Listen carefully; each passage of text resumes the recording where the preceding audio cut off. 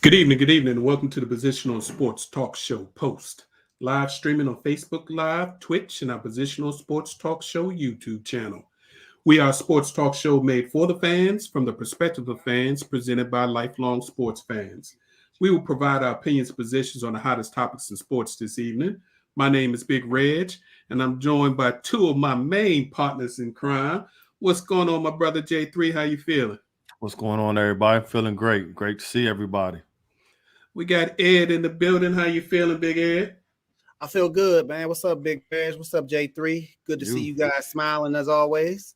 Always we're ready to do another good show. We may be joined a little later by Sense, but we're going to keep it moving.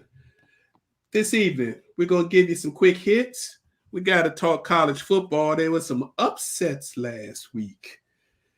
Talk about some big games coming this weekend. Got to get into the NFL. We had the trade deadline today at 4 p.m., plus some unfortunately tragic news that happened to an NFL player. Do a little NBA talk, and of course, our final post of the evening. So as always, we appreciate you for tuning in. Please sit back and relax and enjoy Post on the Positional Sports Talk Show channel. So fellas, let me get some quick hits in real quick. First of all, we'd like to congratulate Miss Karina LeBlanc. She's a former soccer goalkeeper and was the current head of women's soccer for CONCACAF. She just became the first Black female general manager hired in the NWSL. Nice. She goes back to her former team, the Portland Thorns, to take over.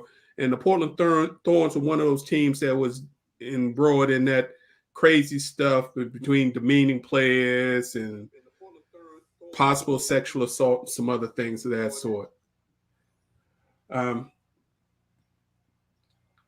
Turning to boxing, I got to give a shout out to Philly's own Jerron Boots Ennis. For you boxing fans, Boots has been around for a few years, making his mark in the 147-pound welterweight division. Over the weekend, he demolished Thomas Delorme, who is a solid former fighter who fought for the title, wiped him out in the first round. After the fight, he said, "Look, I've been ready for 3 years. I'm tired of waiting. You can line all of them up. Give me the top 5, and I'll knock them down." Wow. And that includes Earl Spence, Terrence Crawford, that he mentioned by name. Wow. So young fella ready to make a mark. Why they won't step to him? Because, we talked about that all the time, J3. You know this. He's not a member of the PBC. He's not a member of Top Rank. He's got his own management company that he's working with. I think Durkin, who's a good manager, but trying to bring that big money fight. And unfortunately, people like Crawford and people like Spence, they only doing pay-per-views, and you got to be able to, carry your own weight to some extent.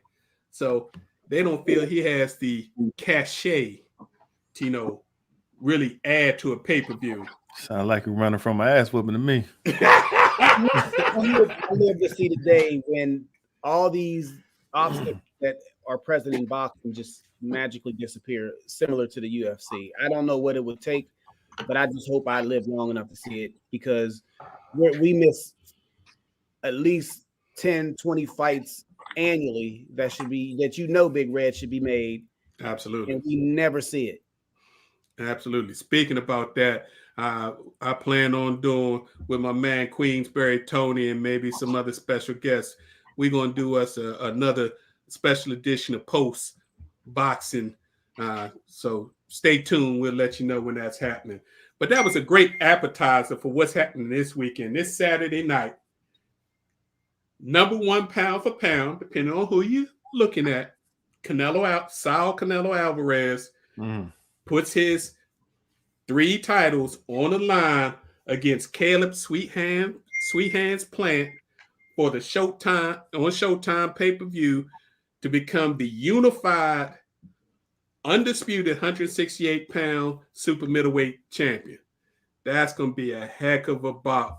So Mm-hmm. if you are a boxing fan, please tune in. How many rounds you think it's gonna go? Woo. That fight is going to go at least 9 rounds. It may go to the card. You think Sweet Hands actually has a chance? Caleb Plant is a bad dude. And I think he's a gifted enough boxer. He's a tactician. And what we've seen lately, the tacticians are beating the sluggers.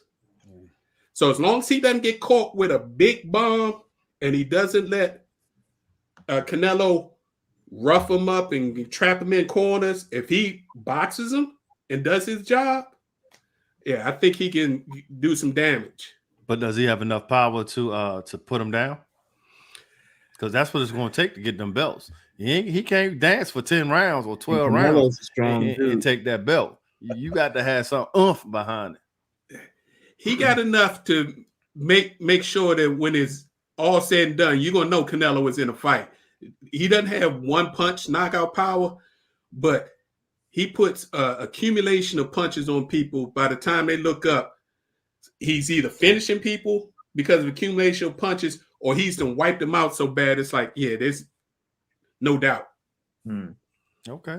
Sounds interesting. Sweet Hands. Yeah. Continuing with that combat sports, UFC 267 was last Saturday, and we got shout out Glover Teixeira winning his first UFC belt at the age of 42. Beating Jan Blachowicz, and it wasn't close. He controlled the first round, got him to the ground in the second round, and submitted him. Rear naked choke. 42-year-old doing this thing. So, I mean, he becomes the oldest first-time champion in UFC history. And this was a guy who got beat by John Jones like 5 years ago, and everybody thought he was done. Just goes to show, don't throw in the towel. Especially in that sport. Right. Yeah. And Dana is doubling down. This Saturday, you got UFC 268. Pay-per-view, ESPN Plus, 10 p.m. And this has 2 magnificent title fights. Kamaru Usman is fighting Colby Covington, a rematch from a fight like 3 years ago, which was probably the closest Covington fight we've ever had. And then in the co-main event, you got Rose Namajunas fighting Zhang Weili, which was a flash knockout in their first fight. Rose caught her with a kick to the head, knocked her out. Say night-night. Weili didn't even know she was knocked out. Say night-night. She was mad that they stopped the fight. She couldn't figure out why they stopped the fight.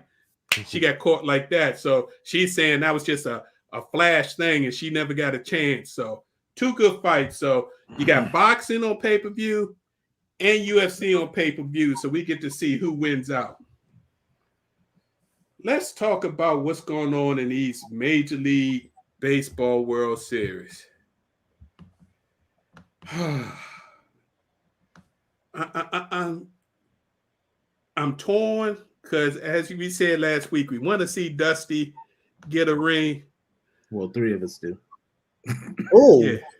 three. You shook your. I was looking at you. You shook your head. No, he said Dusty. He said he wanted to get Okay, Dusty. okay. I want Dusty to win. Yeah. Okay. It's Professor that was like he wanted the Braves, and it looked like the Braves was going to do that. But man, I feel bad for Georgia fans.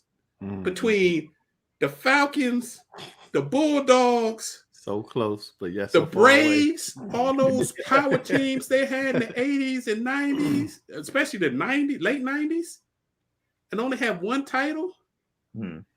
These dudes went up 3-1, hit a grand slam in the first inning of Game 5 to go up 4-0 And lost. Yeah. Oh, the mighty have fallen.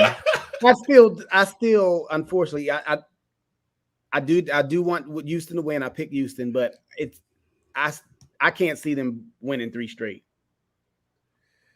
I can't see Houston winning 3 straight games. Even tonight when they play in Houston, I think they riding the momentum wave right now. It's just that everybody that you put in front of Atlanta, they just lay down. So I just but the Astros ain't laying down. No, they're not laying down. I told you they got something to prove. Atlanta better beat them tonight. Because if this comes to a game 7 tomorrow, all bets off. We'll see. I mean, it's just been crazy. Atlanta won game 1. Houston got game 2. And then Atlanta they was cruising. They had the almost no hit in game 3. Game 4, they came back from behind, took over. I said, okay. But I mean, Houston. My heart go out for Atlanta fans. I'm sorry. Yeah. Who knows? Maybe Atlanta could pull out a miracle. We'll see. I think Houston is the miracle at this point. They're down 3-2. The miracle, they were down 3-1. Now they're down 3-2. They have to win the next 2. Atlanta just needs to win 1. Basically 1 out of 2 or 1 out of 3. That was the game before. Right. Still gotta do it though. Yeah, and the pressure. I think that pressure switched. Once they went to Houston, I think that pressure switched a little bit. So it's going to be interesting. So game 6 is tonight. Starts 7:38, I think, somewhere around their first pitch. So yeah, look out for that. It's going to be interesting. Let's hit this college football. Oh, God. Since welcome to the show. You was just in time. And I did it. I'm sorry. I'm gonna take the fall for that. I texted you in the 3rd quarter, said, "Oh, your boys got this in hand." I'm sorry. I didn't mean to do that to you. I checked my phone too. I saw it was 30-14. I'm like, okay, we got this. We good. It was like 5 minutes left in the 3rd quarter. I turned on the TV when I get home. I'm like, what the hell? Yeah. And then Professor didn't make it any easier. I don't know what's going on with Michigan now. Michigan State just scored a double touchdown. Oh my God. But like you could feel it in the air, man. I mean, Coach Tucker, that he had them boys ready, man. He had them ready. Look, is that why you got the green shirt on? Because you paying homage? I guess. If you say so. I mean, notice you got some blue and yellow too. So, still showing that. But think about it. The thing that separates, especially particularly in college, you find it more in college more so than the pros. But even in the pros, you see it. But the thing that separates like the elite teams from the okay teams is the depth. And Carl Tucker, who, by the way, was coached under Nick Saban, and then he left Nick Saban along with Kirby and went to Georgia for a few years. And then he went to Colorado. But I'm saying that he has been front and center of powerful teams and what it takes to win. And he's built that Michigan State team to a point where actually he gave him the mindset because he just got there this year. But in any case, he had that running back as a transfer in, and he just kept feeding them. And 5 touchdowns. And Kenneth Walker III. Make sure we get his name out there. Yeah, I think Michigan got tired because it was a good game. It was a good game. You got a blowout, right? Yeah, it was a good game. It was, and like with that atmosphere, I even saw it. Like I saw it in his face when he was on College Game Day, and he just had that game face on from the start. Like, I don't like Michigan. We gonna bring it to him. Unfortunately, Michigan State needs to really enjoy this year. Because that was a hell of a on-field interview for the LSU job. I know, Ed, you said we didn't think he was the right complexion, but doing that to Michigan and possibly get Michigan State into, if he can get them into the college football playoffs and keep them undefeated, it's a dead deal. It's a done deal. Well, he can definitely get them in the college football playoff because he just have to wait a minute. They still got to play Penn State and they still got to play Ohio State. Okay, that's the key right there. The Ohio State, I guess the winner of that game in Ohio State will probably be in the college football playoffs. Well, and that's Michigan's only saving grace. Now, if they beat Penn State, and then if they beat Ohio State. Come on, bro. Come on, bro. I know you're a Michigan fan. That man ain't beat Ohio State since he been there. What gives you thought that he gonna be able to pull that off now? It's only impossible till it's done. We'll see what happens. It's impossible until it's done. I hear you. Yes, it was, Carolyn. Yeah, that was an excellent game. But the fact that they couldn't figure out how to slow Walker down. I mean, 197 yards, 5 TDs. Beast mode. That's crazy, man. Yeah. Beast mode. And that defense showed flashes, but at the wrong times. They are currently revealing the first college playoff top 25. Undefeated Oklahoma came in number 8. Wow. I see it. Michigan is number 7, ahead of Oklahoma. Okay. They only up to 7. Notre Dame came in number 10 for the professor. Sorry, Professor. Ohio State did their job. Even though Penn State made that interesting, that was a good game to the fourth quarter. Yeah. I mean, if you didn't have that scoop fumble return at the end of the second quarter, which got Ohio State back in it, and then they shut them down in the fourth quarter. But yeah, that was a good game. Ohio State is getting better, but I think Michigan State got some dog in them that people aren't used to them having. Didn't they make top 5? Yeah. Speaking of Penn State, there's a lot of college football openings all of a sudden, and they're not waiting to the end of the year. These coaches are either have been told that they're not going to be there, they're not going to be retained, or they're just getting rid of them. Texas Tech. I'm sorry, TCU with their coach is gone now. And he built that program. They asked him to stay for the rest of the year. He was like, "No, if you're gonna fire me, I'm out. Send me my check at home." Yeah, it's crazy. It's crazy what's going on. So, yeah, those were the big games. Everybody else did what they were supposed to do. Quiet as it kept. Oregon. Okay, they're revealing the top 6. Georgia, of course, is number 1. Best defense in the country, hands down. What they did to Florida, I was surprised. I was surprised how they beat down Florida. But you know, Kirby. The one thing I don't like about this though is Kirby. Kirby's my man. You know, I wish Kirby would have never. I just wish he would have never left. I wish he would have been the next coach of Alabama. But Kirby, he talks a little too much. He doesn't win graciously.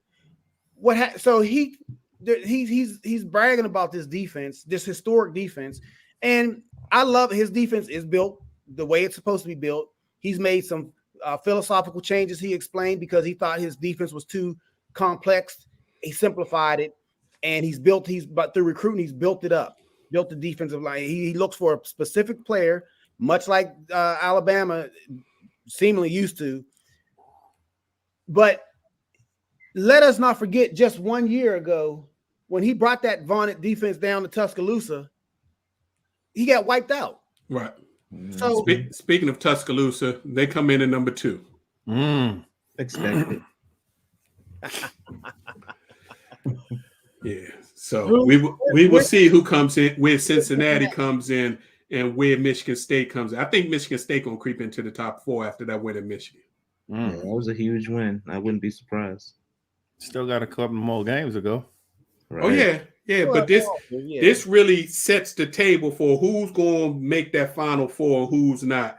Because historically you have to be within the top 8 to make it from this point on. I want Cincinnati to be there, and I would love Alabama's first game to be against Cincinnati. I would love it. Michigan State number 3. What? That's how much they had. I can see Cincinnati 4, Ohio State 5, and Oregon 6. Man, wow. Cincinnati can't beat Ohio State, man. Michigan State, my goodness. Yeah, that's interesting. That was a huge jump. That's interesting. So while we wait for these last 3 to be revealed in the top 6, there's some interesting games coming on this weekend.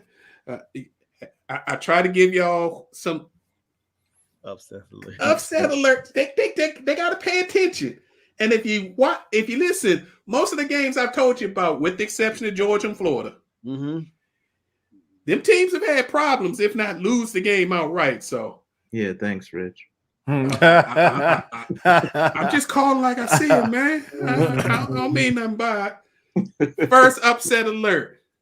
Number 10, Wake Forest, the ACC's only possible saving grace. Got to go down to Chapel Hill and face UNC. UNC ain't that good this year. But you got to take Wake Forest into Chapel Hill. Oregon is number 4. Oh, wow. That's a big jump. Get out of here. Okay. They're giving them big props for that Ohio State win. Who's number? Oh, so Ohio State might be number 6. The only two that's got to can be is 5 and 6 is Ohio State and Cincinnati. Because they're not going to leave Cincinnati out the top 10, so they got to be number 5. How is Oregon above? Oh, okay. They beat Ohio State at Ohio State. They got the best win now in the country. I'll give you that. Well, even with a loss, Texas A&M got the best win. Oh, there you go. Yeah, that's true statement. True statement. Against I hear you. True. I hear you. Yeah, I hear you. Another upset alert: Michigan State. How do you do with prosperity? You come off the biggest win you've had in years, even though they've beaten Michigan 4 out of the last 7 times they played them, but that was huge. Yeah, that was huge.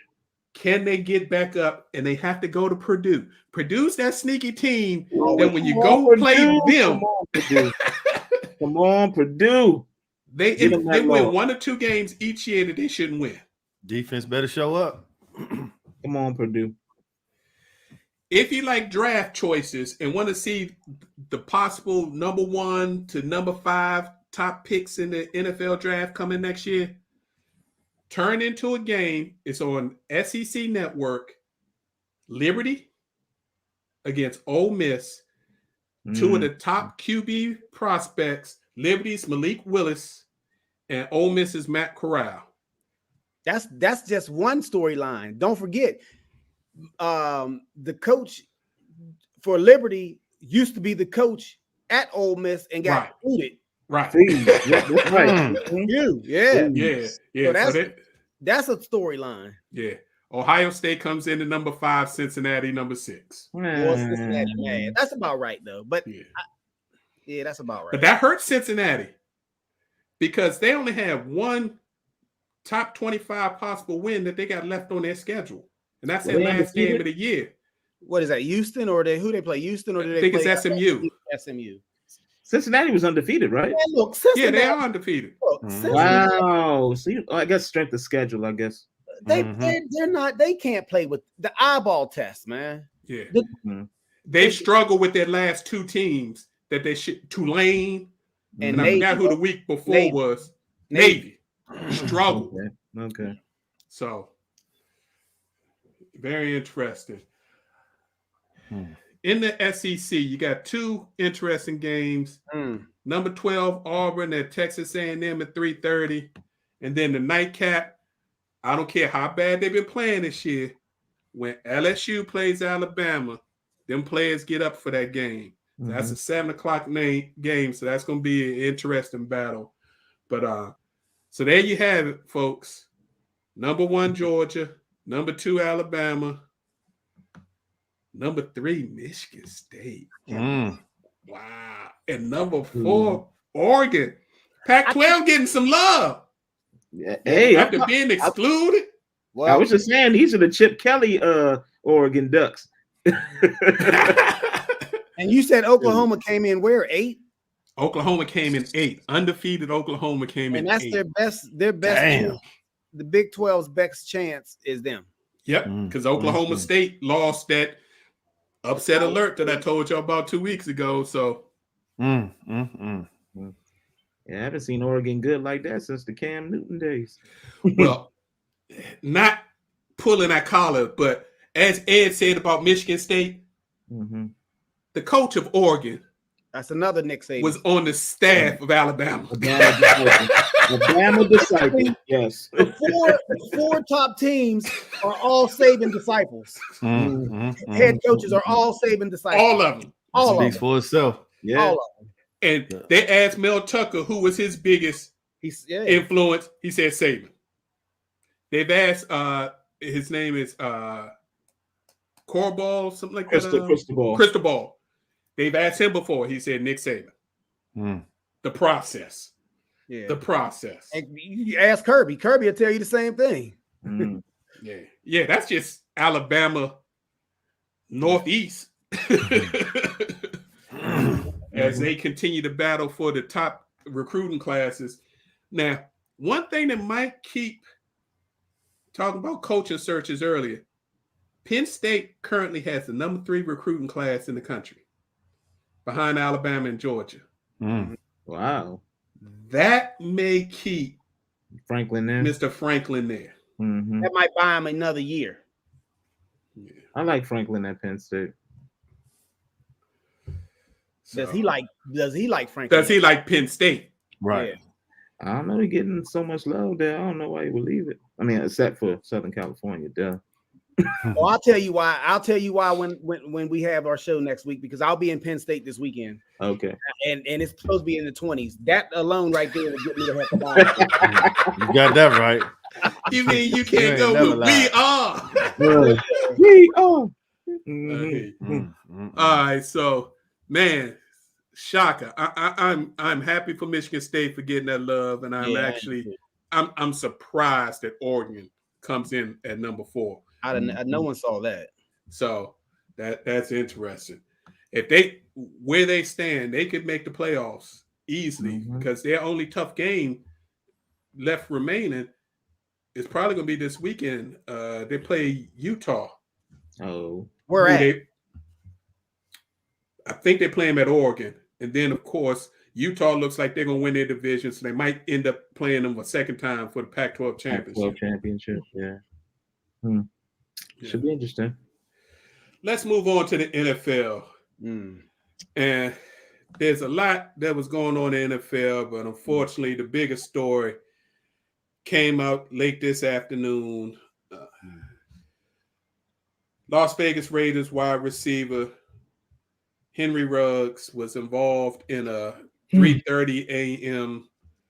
vehicle accident where, unfortunately, he rear-ended Toyota RAV4 that had a female in it.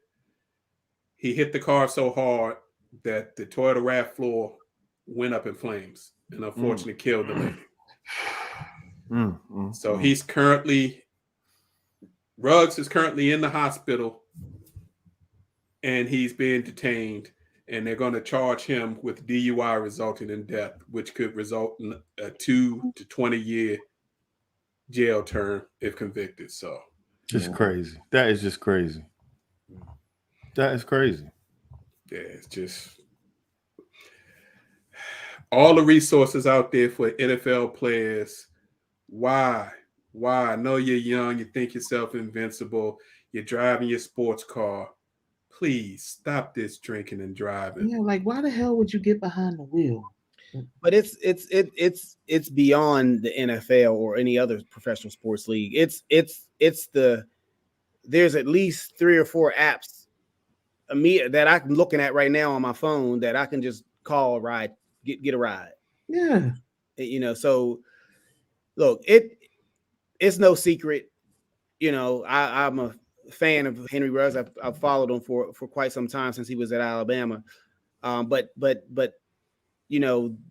let us not get the story get so big that we forget the victim, because right. Condolences. I'm sure that was somebody's daughter. We don't know if it was somebody's mother, sister, auntie. So I don't have anything to say. I'm not going to get on the soapbox, but it's just not necessary. If you drink, just leave them keys alone. Leave them cards. Call somebody. And like Ed said, there's resources for everybody, but especially professional athletes. And don't they have rely resources. Yeah. So. I was gonna say, don't rely on your own judgment. You see the ads out on buzz driving is drunk driving. Even if you don't feel like, oh, I'm not that drunk, I can still get behind the wheel. No, you still run the risk of, doing exactly what Henry Ruggs did. And he had a passenger in his vehicle who's in the hospital. Right. My opinion is he's crying for help, and he did it in the wrong way. You may be right, J3. You may be right.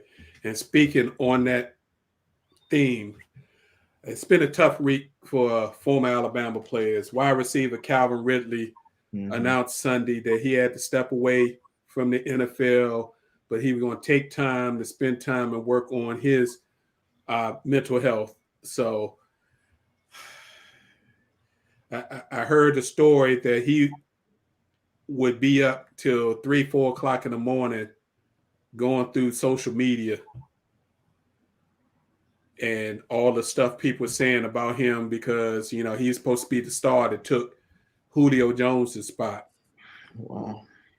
So it's sad. I'm glad he reached out for help, but yeah, mental health is real, people. We've had special shows about that. We talk about it because it's not a taboo subject. It's real. People are struggling to deal with each and every day, especially dealing with this pandemic. So please, if you're struggling, reach out to somebody. Please reach out to somebody. And on that note, too, I saw some news about Lane Johnson, the offensive tackle for the Eagles, taking some extended time off for that, very same reason. Yeah. And that's what, not NFL, Ben Simmons is dealing with it. And there's not only reports that Ben Simmons has been dealing with this since the summer. He's actually been working with the NBA Players Association mental health doctor. So the Ben Simmons thing is for real. I just heard another report about that before we came on the air. I'm just happy that the stigma is being melted away and that people are actually seeking help for this condition, because for far too long, and we've talked about it. We had a special, we did a show on this. It's just but for too long, it's just been in the shadows, and I'm very, very happy that that is no longer the case. True story. To the injuries, and there were some doozies in the NFL. Starting off with my man Jameis Winston. Hard to see. Jameis can't catch a break. His image was finally turning around from the knucklehead who had all the talent but was not smart enough and didn't do the right things to being a consistent, solid quarterback that was building this thing. He was in line to be possibly the future starter for New Orleans Saints for at least the next 3 to 4 years. And bam, tackle. And it wasn't a dirty tackle. I don't even know why they gave that 15-yard, because he grabbed him by the shoulder. But as soon as he grabbed him and that knee gave out, I told my wife and daughter, I said, that's at least an ACL. And come to find out, torn ACL, damaged MCL, done for the season. And he's going to be on that Joe Burrow regiment to try to get back for next year. But it's tough. He's going to be a free agent again. He's probably going to have to take another cheap deal to prove that he's healthy. Yeah. But that only happens with certain quarterbacks. Yeah. I don't think Drew Brees had to take a cheap deal when he got hurt, when he hurt his shoulder. But let's move on. Leads me to not just one burning query. I mean, Simeon's cool, but do you think this is when they give Cam a call? They've already said they're not bringing in any other quarterbacks. Quote unquote, Sean Payton. Our offense is too complicated to bring somebody in off the street that's never been in it to get them up to speed. Wow. Shut that down quick. Wait. Then we get the news of the King, Derrick Henry, has a Jones fracture in his foot. He's going to be out 6 to 10 weeks. So basically that takes him out the rest of the year. So, Ed, Tannehill finally going to get a chance to see if he can carry a team. Yeah, I'm glad. Check this out, because they're leading the AFC right now. They're on top of the AFC as we stand. In 3 weeks, they won't even be in the wild card. I don't know. Well, I mean, not that it matters much, but they brought in Adrian Peterson. Yep. I like AP, but I mean, okay, we'll see. He's similar to the style of Henry, an older version of Henry. Yeah, but they got to feed him the ball. Yeah, and AP better not fumble the ball either. Yeah. Because we all know he does have that the hindrance from time to time. Well, one thing you know about AP, he in shape. He owns his own gym, and he trains professional football players in the offseason. And he got something to prove, so it'll be interesting. And a small, sneaky little one that didn't get covered much, Kyler Murray injured his ankle in that Thursday night game last week on the last play and limped off and was in a boot. They say he might miss 1 to 3 weeks depending on how that ankle heals. So look forward to it. So speaking about that Thursday night game. Oh, garbage.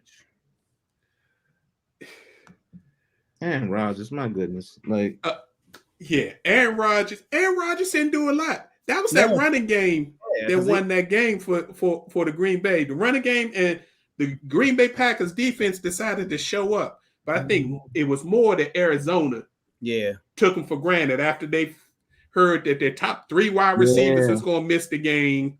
They just overlooked them because in the second half, like middle third quarter, Arizona's offense finally started kicking in. And they started doing some things. That's cool. He definitely made lemonade out of them lemons. He revitalized players I hadn't heard from in a long time. Yeah. And he making his request of Randall Cobb look real good. Look real good. Oh, I had on the bench. What was AJ Green thinking, man?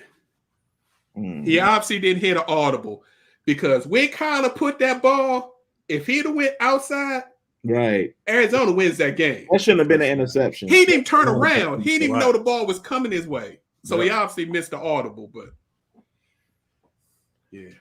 so that ankle injury, though, with Kyler Murray, last year, his play went down considerably when he got hurt and was trying to play through injury. So it'll be interesting to see. Who's their backup right now? I have no idea. Yeah, I don't know either. Somebody that they don't want to play.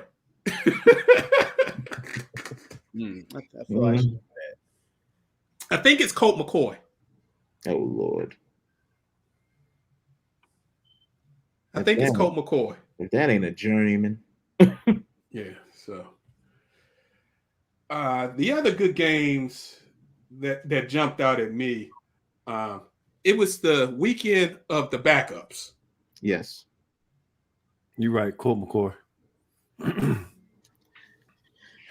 Man, you've got Jameis go down early in New Orleans. They dust off Trevor Siemian, who's been hanging around the NFL for about a decade now. Another journeyman. And he comes in, runs the show, wins the game, beats Tampa Bay. I don't know about New Orleans offense, but their defense has Tom Brady's number. At least in the regular season. Yeah. Right. At least in the regular season. Because in the playoffs, it's a whole nother story. You had your boy Geno Smith look like an actual competent NFL starting quarterback, but they were playing the Jags. So, but Geno looked good in his second start. Geno is not a bad quarterback, man. He just doesn't get the time and the experience that he needs. Yeah, he just makes bad decisions. The biggest upset, the Jets. Mr. White, Lord. Well, they took the Bengals out in the woodshed. White was actually drafted by the Cowboys. He made their practice squad for 1 year. He was like a 5th or 6th round draft choice of the Cowboys. Stayed on their practice squad for a year.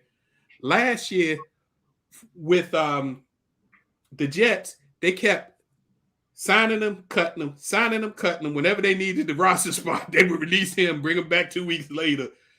For him to come out and throw for 405 yards and 4 TDs. And catch a touchdown. Now all of a sudden they got a quarterback controversy because they drafted that overrated bum out of BYU. But you see what you see what they did to deal with that real quick. Yeah, the Jets hired his QB coach today. Or actually, he was on the sidelines this weekend. And that's not a coincidence. Yeah. I'm telling you, that's not a coincidence. Yeah. And then, of course, you got to talk about them Cowboys. Got to give our Cowboy fans out there, Marcus and them, some love. Yeah. Even though, Marcus, I'm sorry. I insulted you. My bad. I forgot. Yeah. I put the wrong team on you. But for your cohorts that are Cowboy fans out there, I mean, they actually made a smart decision. They sat that. Right. Yeah. They may sit him again. And gave Zeke the ball. Mm-hmm. Yeah. Look, so Jerry Jones is getting smarter in his old age. And it wasn't no Geritol or no magic testosterone pills or whatnot. All he needed to do was see Dak hurt and Big Red, the Rifle Red, throwing passes to the other team to know that, look, we got to keep Dak as healthy as we possibly can to have any sort of chance long term. So, Zeke. Ain't that the truth? Yeah. But I got to get props with props due. That defense, man, they went from horrible to they balling. You have two possible defensive players of the year on the same squad. Mm. And then Gregory, Mr. Get suspended for 4 or 5 games a year for drug episodes. They can't stop him now. Well, you can get you a medical card. His thing was weed. His thing was weed. That's what it was. So he can get him a little card now. He is balling. Yeah, he is. He is balling. So, Cowboys, the way they playing, if they can keep Dak healthy, Super Bowl possibly. They legit this year. They number 1 in the power rankings right now, surprisingly. Give props where props due. So there's some interesting games this weekend, and we just want to hit real quick. If you're a diehard football fan, you got to watch every NFL game. You can watch Thursday's Jets and Colts, but I'm gonna miss that. Sunday, Browns and Bengals. We found out that the Bengals can't deal with prosperity too well. How will they deal with the Browns? I think this is an elimination game for that. I was going to say, nor can the Browns. The Browns are in last place in their division. This might, which is surprising. This might be a Baker issue. And speaking about Browns, OBJ's dad ain't had to go in like that. He did. He went in hard. Put him out there, though. The Browns already knew this. Put him out there. I think the Browns know that Baker is trash. Because don't forget, this regime, they didn't draft him. Right. And so I think they know that he's trash. If he wasn't trash, they would have already extended him. Like Josh Allen got his extension, came out of the same draft. Now we know Lamar hasn't gotten his yet, but we know what that's about. Yeah, we know what that's about. But anyway, Baker is a horrible quarterback. I personally want him to stay because Pittsburgh actually has a chance. Here we go. He's the quarterback. That Burrow and Lamar are their problems. Yeah. A sneaky, interesting game. Broncos and Cowboys. I think this won't be close if Dak plays, but if Dak doesn't play, that could be an interesting game. Falcons at Saints. Saints. But now you got a team has a week to prepare for Simeon. It's different when he just come off the bench and you don't know what he's gonna do. Now you got a week to prepare for this dude. And Matty Ice still has some freeze to him, so who knows? Another elimination game: Patriots and Panthers. How will the Ravens look coming off a bye against the Vikings? I mean, the Vikings are playing at 1:00, so that means Kirk Cousins should have a decent game because he ain't gonna be in prime time. A whole bunch of games going on, so he might actually do some things with Justin Jefferson and them boys. That's gonna be in Baltimore, though, right? It's in Baltimore. And Baltimore didn't look too good leading up to the bye, right? Right. The question is, are the running backs going to be healthy for this game? And how healthy are the receivers getting? Because Bateman had played 2 games and looked like he was starting to get into the mix up there. So they can add Bateman more often to that pass game with that run game. And Reg, I'm surprised you ain't digging a little more to your boy Kirk. I'm trying to be nice, man. I'm trying to be nice. BJ already said it. Cousin sucks. I'm trying to be nice, man. You know, Professor got an affinity for him. I don't know why, but Professor got an affinity for him, so I'm trying to be nice. In the 4:00 games, Chargers and Eagles. The Eagles had a good game, but again, who were they playing? Packers and Chiefs. Chiefs are struggling. That might not be the game that we think it is. They've been exposed. Their defense is trash. They've been exposed. But they picked up 2 pieces today, so it'd be interesting to see. We'll see. What Cardinals are we going to get against the 49ers? And are the 49ers done? So I don't know that win against. I mean, it was against Chicago, granted, but still. Yeah, come on, man. The nightcap Titans and Rams should be a barn burner. Tannehill's going to have to actually put up some numbers, and they're going to have to get Julio on the field. Yeah, I'm surprised he ain't been getting much burn as I expected. I'm saying it now. Tannehill going to throw at least 2 picks. I say 3. Let's just go with 2. So you thinking Ramsey going to go off this Sunday, huh? Shoot, Miller too. I'd love that. I'd love for 2 or 3 Tannehill picks. That'd be real nice. And the Monday night game is Bears and Steelers. So I think your Steelers will go to 5-3. They should win that Justin game. might run all over y'all. They should win that game. Yeah. You got a little something on. You got a little something on that sense. I mean, we can talk offline. Okay. Wow. BJ, you see this abuse I'm going through? Yeah. Watch Fields have a field. The trade deadline came and went, and the biggest moves were the moves that never happened.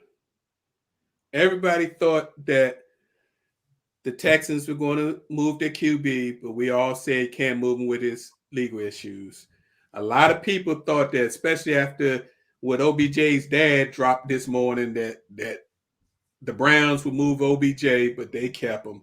So the big move was, how do the Rams keep pulling this off? I understand they're giving away their draft picks, but they get Von Miller from the Broncos, and the Broncos are paying 9 of the $9.7 million left on his contract. So they basically said, get him out of here. Well, but the GM talked about this. The LA Rams GM, I think his name is Steve. He talked about his philosophy with draft picks earlier in the summer, and he says basically, I don't care about them. That's obvious. No, he said they're in win now mode. Yeah. He said, I want to win. He said, I like the known versus the unknown, basically, and paraphrase. But yeah, he specifically said he does not hold as much value as other teams with draft picks. They don't. Yeah. Right now for 2022, they've got a compensatory 3rd round pick. Their first pick of their own is a 5th round pick, and they got a 7th round pick. Yeah. They traded away everything else. I mean, look at the Patriots. Obviously, that's a true statement. Hey, what if it was the Rams and Cowboys for the Chiefs made a sneaky pickup. They got Melvin Ingram. Melvin Ingram was good when he was with the Chargers. He never fit in with the Pittsburgh style. No. Chiefs need some pass rush help, so I think he'll get a chance to play. They also picked up a tight end for guard Laurent Duvernay-Tardif, who wasn't getting any playing time after he sat out a year. So it was interesting. But the biggest signing that actually happened before the deadline was Mark Ingram going back to the New Orleans Saints. That was that was a good pickup. Mm-hmm. Yeah, because they killing Kamara. Yeah. So that's it on the NFL. Let's talk a little NBA. And I'm glad you made it sense. What do y'all think about Marcus Smart putting Jason Tatum and Jaylen Brown on blast? Wow. It had to be said. He only passed the ball once. I mean, I thought it was a team sport. Like, yeah, granted, when it's like 4th quarter crunch time, give it like, and this was Kendrick Perkins' philosophy. It's like, give it to the players who make the most money. Tell them to take us there. But I don't agree with that. It's a team sport at the end of the day. If you see Like pass up the ball for the better shot. Don't be no ball hog. And yeah, I'm glad Marcus Smart said something about it. It's refreshing. Wow. That was risky. Pass the ball, Kobe. That was very risky. And I know he's one of the team leaders, but that was very risky. He called out their 2 stars and said, y'all got to pass the ball. Not only did he say they got to pass the ball, we've been asking them to do that for a while now. But I was talking about this in a different subject earlier today with some of my coworkers. Everybody needs somebody to tell them when they're wrong. True. So it doesn't make a difference if you could translate that into life, or you could translate to on the basketball court. But no one should be so high where you can't say you can't. They need somebody to call them on their stuff, and it usually is beneficial. Tell them what they need to hear and not what they want to hear. Right. True story. So Damian Lillard and James Harden are off to some slow starts. I don't think it'll continue, but just keep an eye out on it. I'm not sure if Lillard is still all in on Portland. He might not be. Yeah, but where's he going? Well, he'd be the hottest ticket in the NBA if he says he wants out. People were inquiring about him all summer, but he never said he really wanted out. Yeah, with Harden, I think it's the rule change and him getting acclimated to it. Well, with Lillard, there's 2 things I think. Lillard. Lillard. Wow. With whatever his name. Dame. With Dame, I think there's 2 things at play.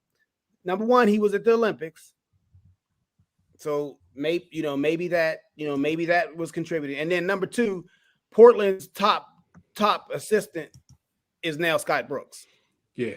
Oh, yeah. Ooh, speaking of Scott Brooks, Mm-hmm. So anywhere he goes, he's gonna mess things up. Speaking of Scott Brooks, that is a good segue because those Washington Wizards are playing defense.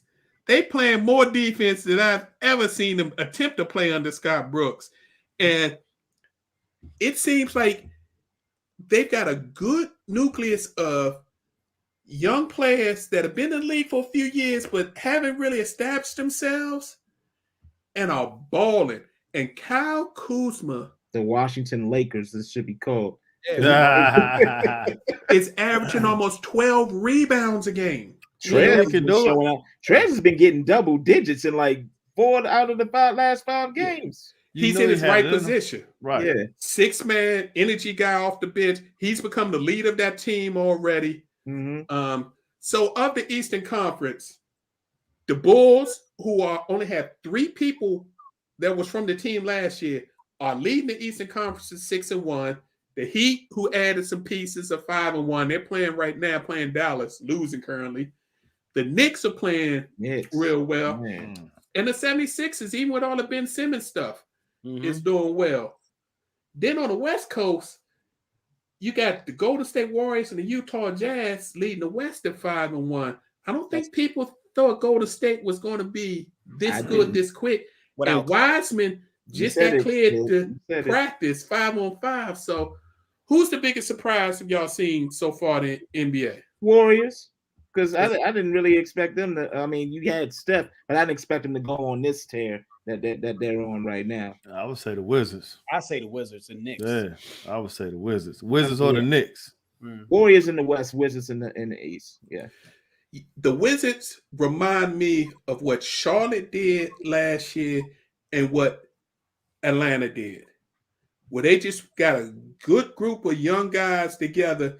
There's no ego about who gets the shot, who does what, and they just ball. They just ball. They play together. Let's just hope it lasts. Let's hope it lasts. Yeah. Yeah, because it's still early. And I think Bill got his ideal running mate and Dinwiddie. That was a good pick too. Yeah. And Bill hasn't been playing well. He's also off to a slow shooting start. So it's interesting. I think this is going to be a more competitive NBA season than we thought. Oh, don't forget Charlotte either. Charlotte's definitely been balling too and beating teams that we didn't expect. Yeah, they're 5-3. Them and Toronto Raptors. Toronto, Everybody thought they was going to fall off. Yeah, so of the teams that have started off well, who do you think is going to 60 games in still going to be playing well? Golden State. Yeah, I'd say Golden State. Then Utah, a close second. You mean just West or East? East or West? I think the Heat. I think Miami. I think they got a little dose of reality last year, coming off the bubble, that success they had in the bubble, and they had a lot of young players that probably felt a little good about themselves. I think they corrected the ship down there, and I think they're gonna maintain that. What's going on with Phoenix? 2-3 right now, so yeah, I don't know. When you don't pay one of your top players and you pay everybody else, I don't think their center's heart is in Phoenix anymore. That's a shame. That's surprising though, because I thought, with him having CP as that, floor general, CP would kind of, take him under his wing, kind of keep his mind right and not even worry about that. But he was putting in work last year. You gotta pay him. You see everybody else get paid, right? That's in your class, and you was the number one pick. Boom. And you established yourself as a legit player in the playoffs, and they don't want to pay you with the max like everybody else is getting. And as Ed said, some of them really aren't max players. Yeah, Bridges. I mean, Mikal Bridges, for him to get that extension that he did, and yeah. So I think that's the problem in Phoenix. Yeah, we shall see though. But yeah, I would say, I mean, especially when Clay comes back, I would say definitely the Warriors in the West. Yeah, the Warriors could get real scary. They could be 12 deep by the time they get Clay back. They can let Clay take his time, get Wiseman into the system, and they just balling. They balling. So. Well, Kerr always did use a bench, though. He's one of those rare NBA coaches that actually goes deep into his bench, and they actually play and contribute. And that's what you should do. That's why you're paying them. And when they got KD, they had to get rid of some of their bench, so they had to rely a whole lot on KD. Now they're back to the original Golden State teams, where it was strength in numbers. We got so many people, everybody can ball. And last year, when they was taking them lumps and all them young players were playing and getting beat, they was learning their system. And now they get putting the beatings on other people. All right, fellas. Well, another week down, another week in the books. It is that time for us to get up out of here. So it's time for our final post of the evening. J3, why don't you start us off, my brother? Yeah, I want to shout out to both my bowling squads for coming up. Yeah, we putting some wins together, and the season ain't over, so keep rolling. I hear you. Nice. Good luck with that, man.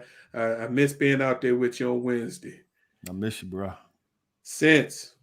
What you got for us? Just want to give a shout out to Mikey Williams again, signing that deal with Puma, that exclusive deal with Puma. He's on the really big and better things. So shout out to him. That Puma deal, the first major NIL deal signed for a high school athlete. Mikey Williams still in high school, right? For at least is a multi-millionaire. Now he can really decide if he wants to go to college or not, and where he wants to go. He doesn't have any pressure about that. So that's huge. What you got for us, Big Ed?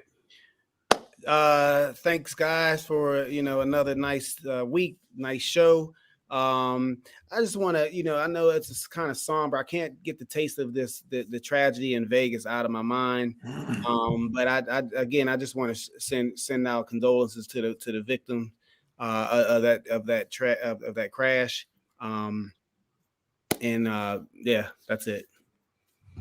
And in that same vein, in J3's theory, if you're going through something, we all are going through something.